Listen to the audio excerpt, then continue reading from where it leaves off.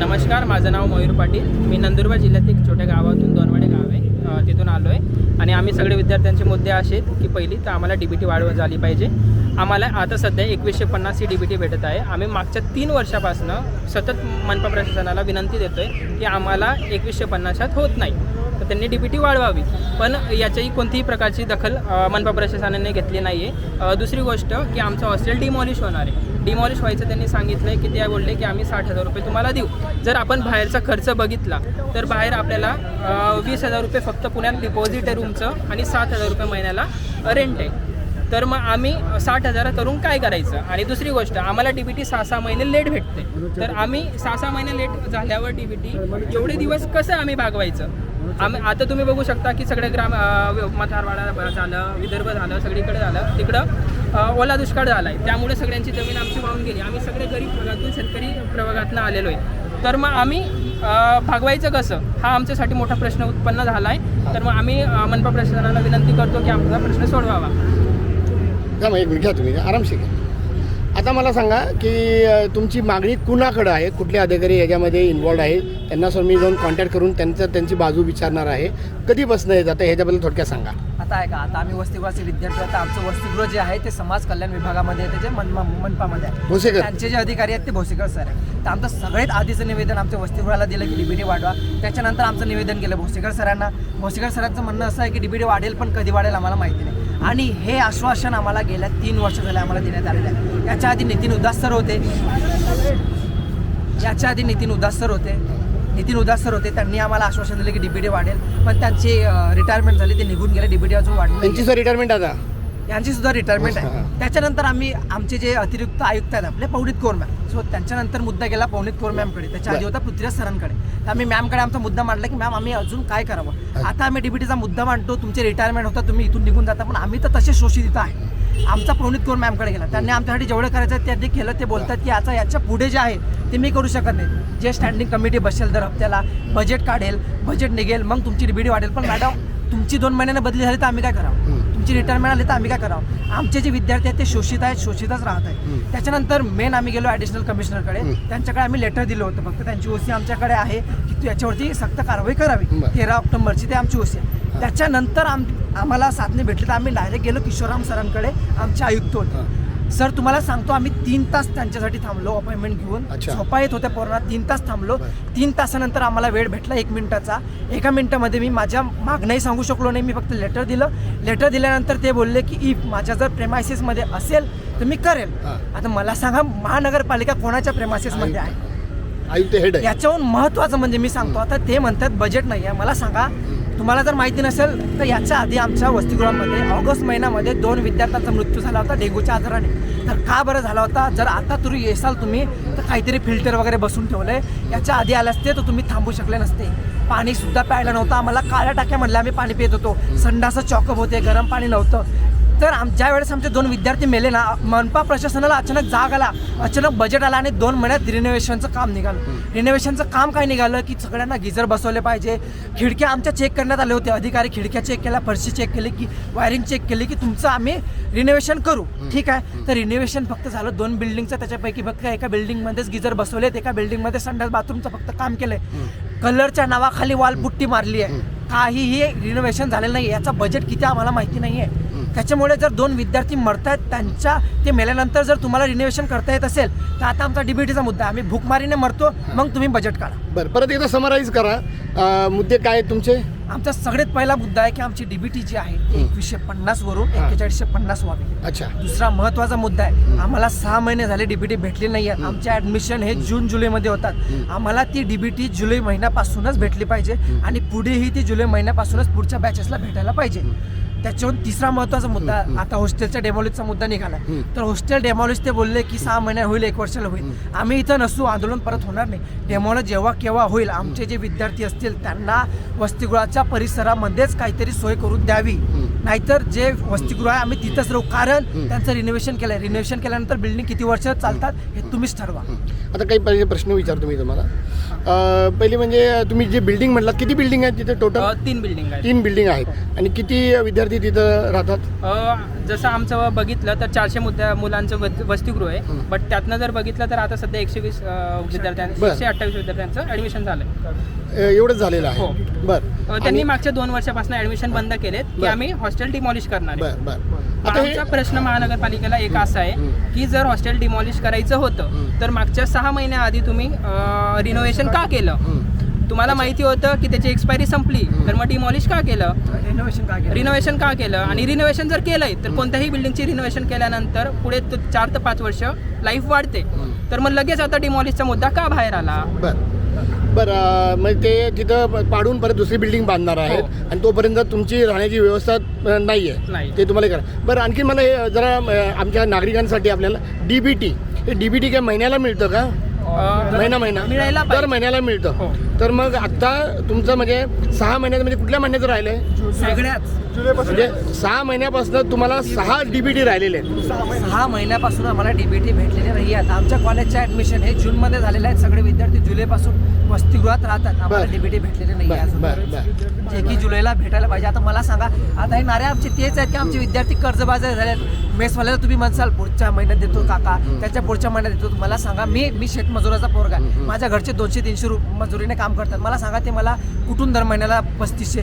त्याच्यात पण महत्त्वाचा मुद्दा आहे की तुम्हाला मेस जर 3000च्या खाली जर भेटत असेल ना, या प्रशासनाने जाऊन बघावं 3000च्या खाली तुम्हाला किती मेस भेटतात. सो मला सांगा गोरगरिबांनी काय करावं? मुद्दा अगदी बरोबर आहे. जरी तो कमी आता असेल ना, तो महिना तर मिळायला पाहिजे, याबद्दल काही वाद नाही. कारण काही अधिकाऱ्यांचा पगार सुद्धा असतो, तो त्यांना महिना टू महिना मिळतो. तर त्याबद्दल काही माझं म्हणजे हे नाही, वादच नाही आहे. बरं, तुम्ही आता भोसेकर साहेब काय म्हणले या बाबतीत? आता भोसेकर सरांना ज्यावेळेस आम्ही भेटायला गेलो तर भोसेकर सरांचं म्हणणं असं होतं की DBT वाढेल, मी पुढे माझं काम जे करायचं आहे ते करतो, कारण की ते नवीन आलेत, त्याच्यात प्लस त्यांची रिटायरमेंट पण आहे. तर ते देतील पुढे, मग ते वरचे बघतील. ते डायरेक्ट मग आता हात वरती करतात की तुम्ही ॲडिशनल कमिशनरकडे जा, जे मॅम आहेत अतिरिक्त उपायुक्त त्यांच्याकडे जा. आम्ही त्यांच्याकडे जातो, ते पण काही करत नाही. आता ज्या वेळेस आम्ही त्यांना लिहून द्यायला सांगितलं, भोसेकर सर असतील, पवनीत कौर मॅम असतील, की आम्हाला लिहून द्या, जेवढा वेळ लागेल तेवढा लिहून द्यायलाही वेळ त्यांच्याकडे ते नाही म्हणतात लिहून द्यायला. म्हणजे दखल तरी घेतली की नाही? तुम्ही तुमचं निवेदन दिलेलं आहे ना? आम्ही निवेदन दिलंय, पण ते म्हणताय पुढं कधी DBT वाढेल आम्ही सांगू शकत नाही. त्यांना जर सांगितलं आम्ही लेखी द्या तर ते म्हणतात आम्ही लेखी देऊ शकत नाही. मग आम्ही विद्यार्थ्यांनी करायचं काय? सतत अभ्यास सोडून मोर्चाच करत बसायचं का? याच्या आधीची न्याय मिळावा म्हणून सम्यक विद्यार्थी आंदोलन पुणे शहराचे अध्यक्ष आलेले हा पाठिंबा देण्यासाठी. बरं सर, 2 शब्द बोला. तुमच्या नावाचे सांगा सर आमच्या प्रेक्षकांसाठी. चैतन्य प्रभाकर इंगळे, सम्यक विद्यार्थी आंदोलन पुणे शहर अध्यक्ष. आम्ही जेव्हा काल गेलो वसतिगृहामध्ये, डॉ. आंबेडकर वसतिगृह जे घोले रोडला आहे, तिकडे गेल्यानंतर आम्हाला जे निर्देशनामध्ये आलं की जो काही टेंडर जो निघालेला आहे, हा टेंडर फक्त इथल्या भ्रष्ट काही अधिकाऱ्यांना त्याच्या मागं काहीतरी पर्सेंटेज मिळत आहे, या दृष्टिकोनातून हा टेंडर ह्यांनी काढलेला दिसतोय.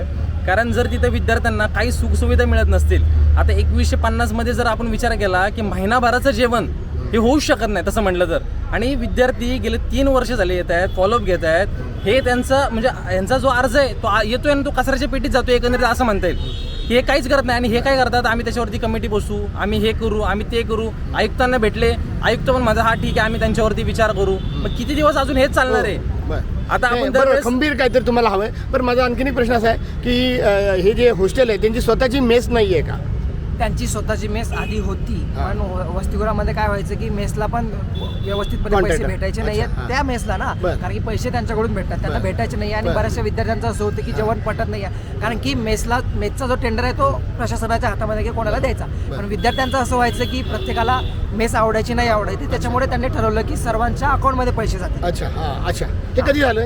हे 2017 खूप मागे झालं. बरं. 2017 पासून आम्हाला 2150 DBT भेटते. आता 2026 चाललाय, तर आता त्यांनी वाढवला पाहिजे असं आमचं मानणं. नाही, तुमच्या मागण्या तर रास्त आहेत. मी त्या लोकांसमोर ते ठेवणार आहे. भोसेकर सरांना सुद्धा मी आता जाऊन भेटेन आणि त्यांचं काय म्हणणं आहे, रिटायरमेंट जरी आली असेल ना तरी आता तर ते पोस्टवर आहेत, तर त्यांनी हे पुढे लावून धरायला पाहिजे. रिटर्न तुम्ही रिटर्न मागणी करायलाच पाहिजे. मागणी काय माहिती आहे का? सिंपल सांगतो. काल आमची मीटिंग त्यांच्यासोबत झाली. ते बस काल झाली का? काल झाली. अशा मीटिंगा फार झाल्यात आमच्या. आम्ही 2-2 तास अपॉइंटमेंट घेऊन फार मीटिंग केल्या. माझ्या लक्षात आला मुद्दा. हा, महत्वाची कालची झाली. हां, तर कालच्या मीटिंगमध्ये मॅडम बोलल्यात की तुमची फाईल जी आहे ती मी वरती पवनीत पाठवते. मॅडम. पवनीत कोर त्यांना भेटूनच आलो आता. तर मॅडम काय बोलतात की वरती जाईल स्टँडिंग कमिटी, त्याच्यावरती बसेल, बजेट आहे नाही ते ठरवतील. भोसेकर सर बोलले की मी माझ्याकडून आश्वासन एवढंच देऊ शकतो की मी तुमची फाईल वरती पाठवेल. पण हे आश्वासन आम्हाला आधी पण नाही. भेटलेत ना.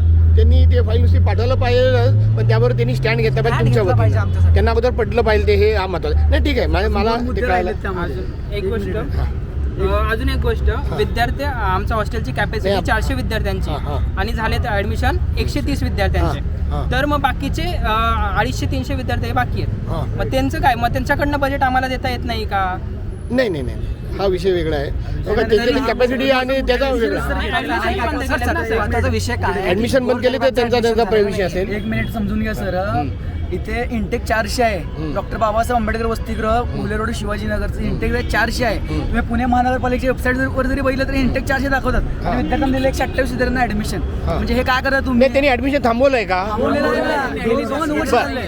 त्यांनी काय कारण सांगितलंय त्याचं? कारण काय दिलंय की डिमॉलिशन करायचं कारण दिलंय. नवीन मागच्या वर्षी काहीच कारण नव्हतं. 2 वर्ष तर काहीच कारण दिलं नाही यांना. हा. ते डिमॉलिश जे बोलतायत ना, ते पण फक्त ना लेखी स्वरूपात नाही बोलत आहे, ते तोंडीमध्ये बोलतायत की आम्ही डिमॉलिश करणार आहे. म्हणजे विद्यार्थ्यांना काय करतायत, भयभीत करतायत. हे नाही. महानगरपालिका प्रशासन नाही.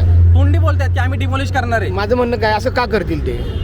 आता तोच सगळ्यात महत्त्वाचा मुद्दा आहे की जर समजा 6 महिने होऊन जर टेंडर तिथे येऊन रिन्युएशन जर केलेलं आहे, तर विद्यार्थ्यांना असं भयभीत करण्याच्या मागचं कारण काय? आता जो टेंडर निघलेला आहे, आता त्यांना परत टेंडर काढून यांची फक्त पोटं भरायची, टेंडरवाल्यांची पोटं भरायची आहेत का? यांना जो ग्रास्त मुद्दा आहे, जो बाबा डीबीटी वाढली पाहिजे, ती यांना नाही, वाढते. नाही, माझा आणखी एक मुद्दा, माझा नवीन मुद्दा असा आहे की तुम्हाला असं का वाटतंय की ते त्यांना हे म्हणजे हॉस्टेलचं ते बदलणार आहे का? हॉस्टेल बंद करणार आहेत का? तेच दिसून येते याच्यामधून. हॉस्टेल बंद करणार आहेत. आणि एखादा बिल्डर वगैरे इंटरेस्टेड आहे का? म्हणजे जसं जैन बोर्डिंगचं जसं आहे तशी केस आहे का, असं वाटतंय का? त्यांनी आम्हाला सांगितलं, आता वरच्या गोष्टी आम्हाला माहिती नाही, पण त्यांनी आम्हाला सांगितलं की इथं जे 400 विद्यार्थ्यांचं वसतिगृह आहे, तर 700 विद्यार्थ्यांचं आम्ही करू. अच्छा, म्हणजे इथं वसतिगृहच होणार. वसतिगृह होणार अच्छा. असं त्यांचं म्हणणं आहे. 2 वर्ष का गोट्या खेळावलेत का पण? पण महत्वाचा विषय असा आहे की सर तुम्ही 2 वर्ष झाले ऍडमिशन थांबवले. मला सांगा माझ्यासारखे गरीब लोक किती असतील? 250 दरवर्षी 250 नाही. पकडले तर 500. नाही, परत एकदा पण मला कारण द्या ना, 400ची मला- कॅपॅसिटी आहे. 400 आणि किती आहेत आता? 128. 128 सुद्धा नाही, म्हणजे निम्म्यापेक्षा कमी आहे. पण हे 2 वर्ष झाले तुम्ही मी ऍडमिशन का बंद ठेवले? आत्ताच चाललंय. डीबीटी पण मिळत नाही विद्यार्थ्यांना वेळेवर. मग महिना आता मिळत नाही. 6 डेमॉलिशचं कारण तुम्ही आता 1 महिना झाले सांगता आम्हाला. आपण ऍडमिशन 2 वर्ष झाले बंद का ठेवले तुम्ही? ठीक आहे ठीक आहे आणि सर. तिथून एक मिनिट महत्वाचा मी मुद्दा सांगतो सर, एक मिनिट. हकालपट्टी सगळ्यात महत्वाची मुद्दा आहे. बोला. विद्यार्थ्यांची हकालपट्टी व्हायला लागली तिथून. हा. आम्हाला विद्यार्थ्यांना काय लागले तर सूचना हकालपट्टी म्हणजे काय करतायत ते? येणाऱ्या महिनाभरात 2 महिन्यात 3 महिन्यात विद्यार्थ्यांना इथं हकल जाणार आहे. किती असं म्हणताय? हा, दुसरीकडे पर्यायी जागेत त्यांना स्थलांतर करणार आहेत. असं कोणाला सांगितलंय? तुमच्यापैकी कुणी आहेत का सांगितलेलं? आहेत ना, हे सर्व विद्यार्थी आहेत. ज्या वेळेस हे प्रकरण उभं राहिलं त्यावेळेस आम्हाला सांगितलं होतं की विद्यार्थ्यांनो ऐका, तुमच्याकडे 2 ऑप्शन आहेत. एक तर पैसे घ्या, एक तर औनला शिफ्ट व्हा. आम्हाला हे दोन्ही नकारले होते, कारण की औन बघितलं तुम्ही तर रिटर्न दिले का असं? रिटर्न नाही दिलेलं, आम्हाला तोंडी सांगितलेलं. हे सगळ्या गोष्टी तोटे झालेल्या आमच्या ठीक आहे सोबत. ठीक त्यांनी प्राइस असेल तीच पूर्ण कॅरी फॉरवर्ड आपण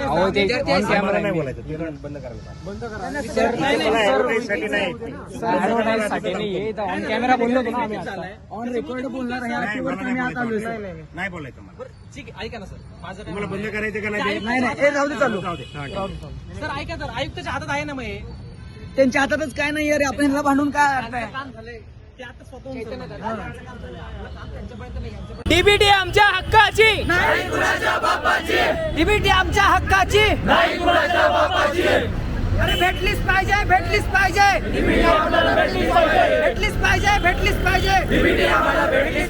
विद्यार्थ्यांनी अभ्यास करायचं का?